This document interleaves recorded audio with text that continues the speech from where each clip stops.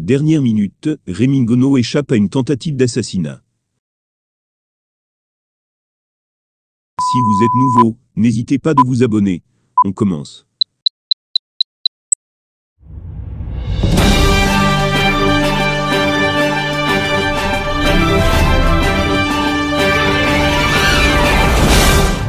Dernière minute, Rémi Ngono échappe à une tentative d'assassinat. Rien n'arrête le journaliste camerounais exilé depuis des années en France, Rémi Ngono. Il a été donné de constater que des pieds et des mains sont faits par des personnes autoritaires bien tapies dans l'ombre pour les faire disparaître des réseaux sociaux. Beaucoup d'internautes se sont réveillés ces dernières heures en se rendant compte que les pages Facebook des célèbres informateurs Rémi Ngono et Bory Berthold ont été bannies. Impossible de les retrouver. Le député Jean-Michel Nincheux a immédiatement dénoncé la pratique sur Internet, attentat lâche sur les pages de Rémi Ngono et Bory Berthold. Soutien total à ces combattants de la liberté, a-t-il écrit. S'il voulait museler Rémi Ngono, c'est alors mal connaître l'homme dont on parle. Il a trouvé une porte de sortie, puisqu'il est déjà de retour avec une page, JP Rémi Ngono. Là-dessus, il a écrit « Arrêt sur image ». Voici donc le merveilleux complexe sportif Paul Biya, avec son hôtel souterrain 0,5 étoiles, sa piscine olympique chauffante, son supermarché 0,5 niveaux, son musée paradisiaque, ses cours de tennis de Wimbledon, ses terrains de volley, handball et basket climatisés, etc.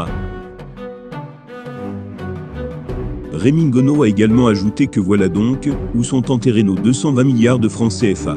Un régime de bandits et d'assassins. Ils croient qu'ils vont me faire taire en bloquant ma page et en tentant de me tuer.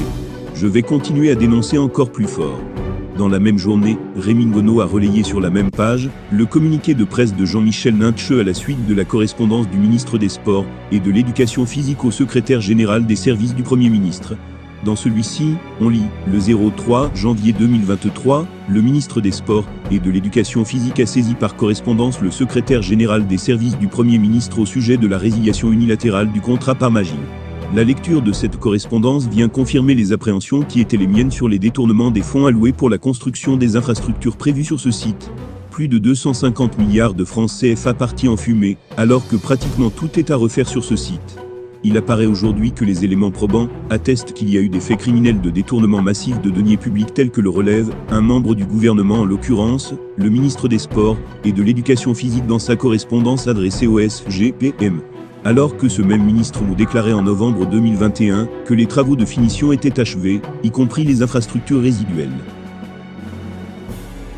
Bien chers abonnés, c'est ainsi que nous arrivons au terme de cette édition. N'hésitez pas à continuer de nous soutenir à travers vos commentaires. Merci.